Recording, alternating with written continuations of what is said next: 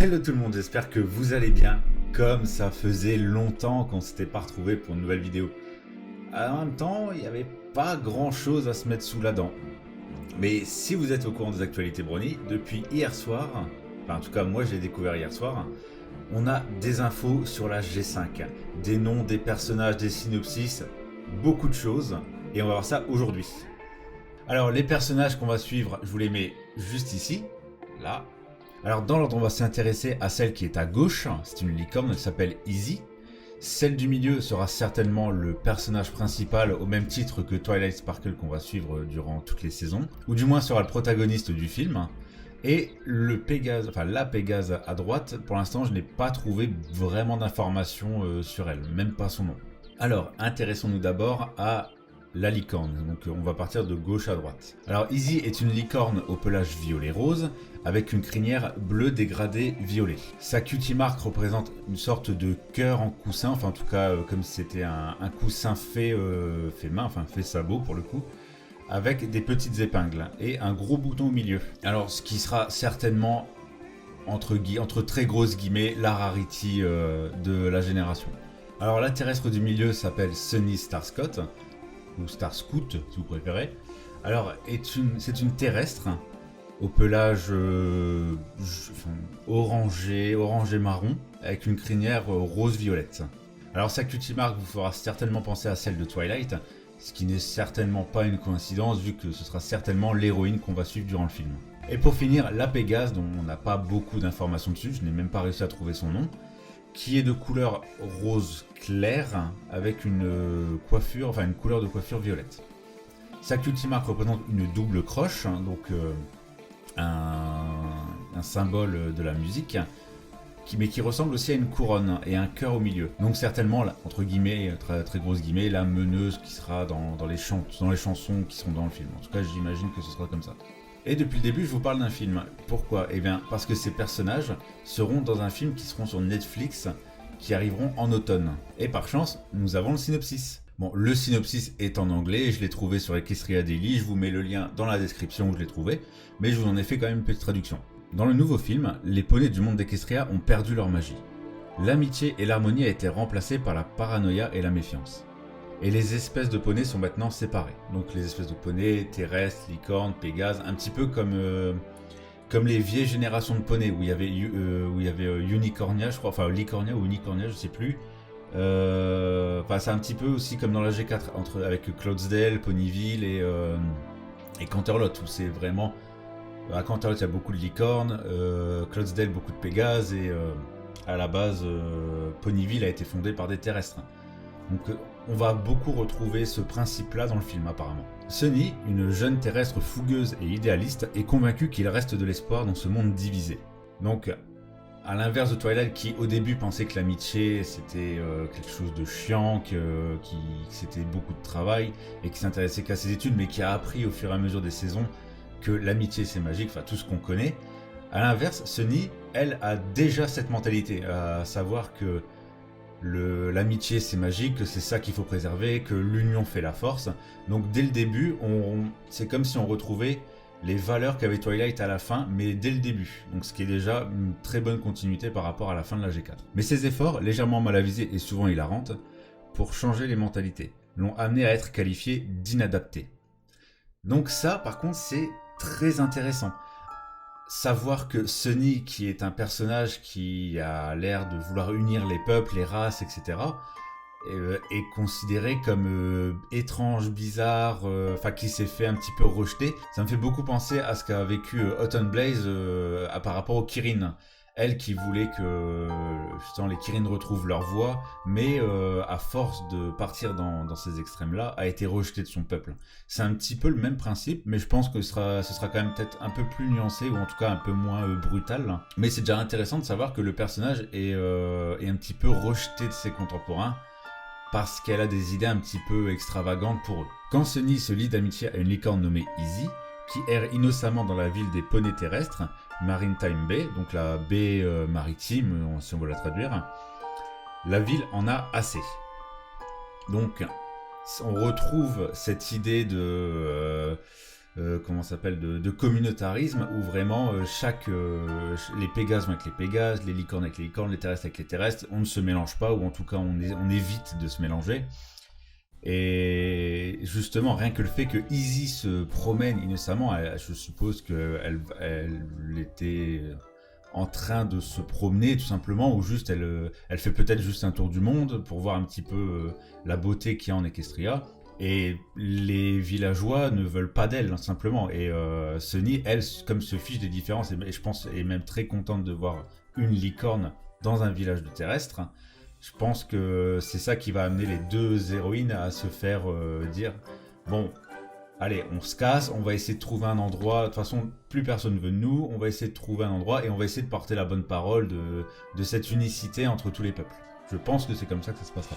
Izzy et Sunny seront embarqués dans une aventure épique qui inclura un audacieux braquage de bijoux, théorie du complot scandaleux, élaborer des numéros musicaux et l'adorable monde volant de Pomeranian. Donc là, on voit que Hasbro essaie un petit peu de sortir de leur zone de confort. Ça parle de braquage de bijoux, théorie du complot. Bon, les numéros musicaux, ça, on en a toujours eu. Mais déjà, c'est intéressant. C'est une approche assez différente de ce qu'on a eu pendant tout le long de la G4. Bon, certes, il y a eu quelques moments, par exemple, ce hors-série où on voit les Equestria Girls se transformer en super-héroïne et arrêter quelqu'un justement qui volait des bijoux. Je vous mettrai il y a l'extrait qui passe en même temps que je vous le dis. Mais c'est assez inattendu en tout cas de la part d'Hasbro. C'est assez spécifique, c'est inattendu en tout cas. Après, c'est pour un film.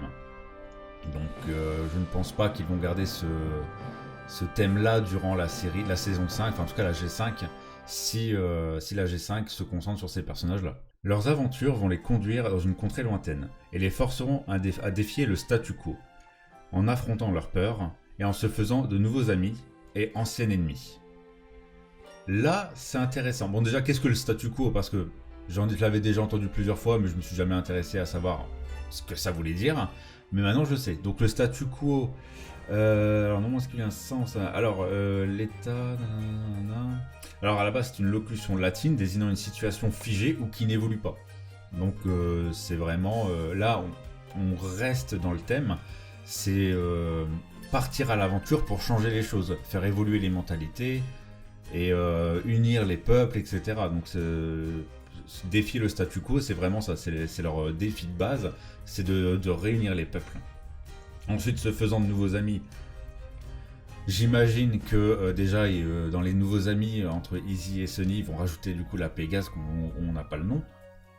Et à l'instar, enfin au même titre que Twilight et tout le même Six, c'est se faire des amis pendant qu'ils règlent le problème des poneys. Typiquement, si je pense aux deux familles qui se faisaient la guerre dans la G4, où Twilight et Fluttershy étaient partis pour les aider. Bon, au final, ce sont devenus des amis, ils sont venus là pour les aider, mais après, ce sera différent quand même, je pense. Mais des anciens ennemis, ça, par contre, ça a attiré mon attention. Qu'est-ce qu'ils veulent dire pour ancien ennemi? Donc, ancien ennemi, ça peut vouloir dire que deux choses. Soit ce sera des personnages qu'on va rencontrer dans le film, qu'on ne connaîtra pas, et qui seront des ennemis de Sunny ou de Izzy, ou même de la Pégase, qui sont dans leur histoire, qui sont vraiment incrémentés dans cet univers. Comme par exemple Diamond Tiara, Silver Spoon, qui ont été des antagonistes assez anciennes. Quand on les a rencontrés, on a su que c'était des antagonistes pour les Kutima Crusaders, mais ne sont pas devenus des antagonistes à l'épisode où on les a vus. C'était déjà des anciens ennemis, ils se faisaient déjà une petite guerre, enfin, petite guerre, c'était des enfants, quoi, ils se chamaillaient. Mais soit c'est cette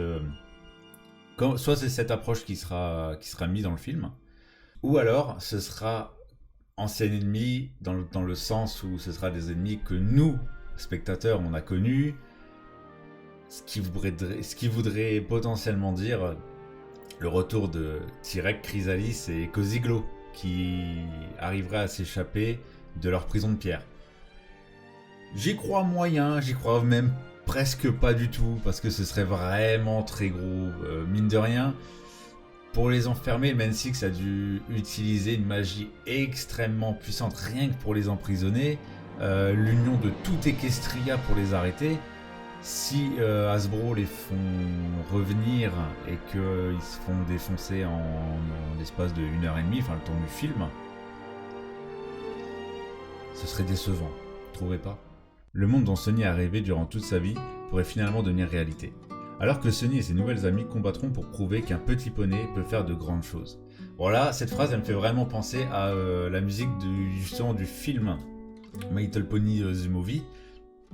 La musique avec Pinkie Pie, One Small Thing, où justement Pinkie met l'accent sur le fait que ce sont les petites actions qui peuvent faire de grandes choses. Donc maintenant que nous avons le synopsis du film, que nous avons un petit peu parlé de ce qui pourrait se passer dans ce film, nous allons nous intéresser à la seule image en tout cas la seule image que j'ai pu trouver. Je pense que c'est même la seule qui a été donnée. Et vous allez pouvoir vous rendre compte qu'il y a énormément de détails rien que dans cette seule image. Alors cette image, déjà, elle est magnifique. Hein. Je trouve que le rendu est vraiment propre, c'est vraiment classe. Mais ce qui nous intéresse là, c'est pas le rendu, c'est le nombre hallucinant de détails qu'il y a dedans. Alors déjà, on peut remarquer qu'il y a un drapeau qui se trouve derrière elle, enfin en tout cas au-dessus de sa tête de lit, qui peut faire penser à la cutie mark de Celestia. Mais c'est pas ça. La cutie mark de Celestia, je vous la mets juste au-dessus. Il y a 2 cercles dans le soleil. Mais il fait penser au drapeau d'Equestria justement. Mais juste le haut sans Luna, Celestia et la cutie mark de Luna. Ça fait penser vraiment à ce drapeau. Donc ce qui pourrait faire penser que Equestria, au fur et à mesure des années, le drapeau a changé. Ça c'est possible. Même dans notre monde à nous, il y a des drapeaux qui ont changé. Ensuite, nous pouvons voir dans le fond les figurines du Man 6. Bon, ça, est-ce que c'est des produits dérivés qu'il y a dans ce monde pour, on va dire qu'entre guillemets, commémorer la mémoire du Man 6, ou est-ce que c'est simplement un clin d'œil juste pour nous? À voir, mais je pense pas. Parce que justement, vous pouvez voir que sur la sacoche de Sonny, il y a la cutie mark de Twilight. Et sur cette sacoche, il y a des pins, respectivement celles de Twilight, Rainbow Dash et Fluttershy. Donc je ne pense pas qu'il s'agisse juste d'un clin d'œil pour les figurines. Je pense vraiment qu'il y a une certaine, en tout cas peut-être une légende au niveau des Man 6, parce qu'on ne sait pas quand l'histoire va se passer. Est-ce que ça se déroule peut-être 10 ans après la fin de la série? Est-ce que ça se passe 100, 200, 500, 1000, 10 000 peut-être? Pour l'instant, on ne sait pas. On peut voir également qu'il y a un poster de Rainbow Dash accroché au mur, avec ce qu'il y a à côté, certainement un drapeau, enfin en tout cas un flyer des Wonderbolts. Ça, c'est un petit peu flou pour le voir honnêtement. À côté des figurines, il y a un carrousel, donc soit une référence au carrousel qui est la boutique de Rarity qu'elle a confiée à Iona, ou c'est tout simplement une petite référence au vieux poney de My Little Pony, parce que j'ai l'impression que la figurine a un style un peu différent. Mais en tout cas, le poney qu'il y a sur le carrousel me fait grandement penser à Sassy Saddle. Donc peut-être aussi que Sassy a repris le carrousel après Iona, ou que c'est simplement une référence à Rarity, tout simplement. Et l'info la plus importante de cette image, pour l'instant j'ai vu personne en parler, ni sur Twitter, tout ça, mais c'est vrai qu'au premier abord, on pense pas spécialement à regarder à cet endroit. Mais regardez le flanc de Sonny. Elle n'a pas de cutie mark. C'est vrai que dans le synopsis, il nous est mentionné, enfin en tout cas il nous est précisé que la magie a disparu d'Equestria. Et les cutie marks sont très intimement liés à la magie. Donc, c'est mon hypothèse, ça vaut ce que ça vaut. Mais je pense que Sonny va trouver peut-être une pierre, peut-être un nouvel élément d'harmonie, peut-être un nouvel arbre d'harmonie, qui sait, peut-être, ou quoi que ce soit, qui va lui donner de la magie. La magie des terrestres est principalement liée à tout ce qui est la culture de la Terre, la force, etc. Mais peut-être que c'est ça. Ou alors, je me trompe tout simplement, et c'est juste que quand on voit l'image, on a l'impression qu'elle est adulte, enfin en tout cas au moins fin de l'adolescence, mais peut-être que c'est encore une enfant et qu'elle n'a juste pas encore sa cutie mark, ou sa cutie mark ou dans ce monde maintenant, les cutie marks se développent bien plus tard parce que la magie a disparu, c'est peut-être ça. Il y a tellement d'hypothèses, mais pour l'instant, c'est tout ce qu'on peut remarquer, c'est qu'elle n'a pas encore sa cutie mark sur l'image qui nous est montrée. Et c'est plus ou moins tout ce qu'on a comme information. C'est déjà pas mal. Avec rien que le synopsis et juste une image, on a quand même beaucoup de détails, beaucoup d'informations. Moi, je vais rester à l'affût, donc n'hésitez pas à me suivre sur Twitter, je mets le lien dans la description. Si des informations très importantes arriveront, je referai certainement une vidéo. En tout cas, je vous remercie d'être resté jusqu'à la fin. Et on se voit à la prochaine, je vous dis tchuss!